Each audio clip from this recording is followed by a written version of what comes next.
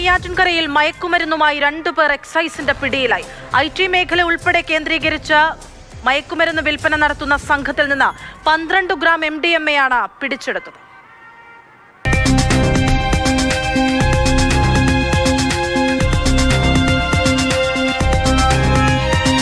വ്യാവസായികാടിസ്ഥാനത്തിൽ വിൽപ്പന നടത്താനാണ് പ്രതികൾ MDMA എത്തിച്ചത്. 12 ഗ്രാം MDMA ആണ് ഈ സംഘത്തിൽ നിന്നും പിടികൂടിയത്. മലയിൻകീഴ് സ്വദേശിയും ഇപ്പോൾ ശംഖുമുഖത്ത് താമസവുമാക്കിയിട്ടുള്ള ഷംനു, വെള്ളനാട് സ്വദേശി പ്രദീപൻ എന്നിവരെയാണ് അറസ്റ്റ് ചെയ്തത്. എക്സൈസ് റേഞ്ച് നടത്തിയ റെയ്ഡിലാണ് MDMAയുമായി പ്രതികളെ പിടികൂടിയത്. ഷംനു മുൻപും മയക്കുമരുന്ന് കേസിലെ പ്രതിയാണ്. അയൽ സംസ്ഥാനങ്ങളിൽ നിന്നാണ് ലഹരി വസ്തുക്കൾ മൊത്തമായി എത്തിക്കുന്നത്.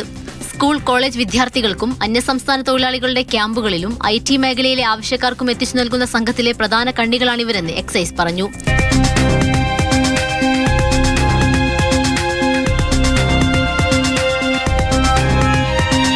മാതൃഭൂമി ന്യൂസ്, തിരുവനന്തപുരം.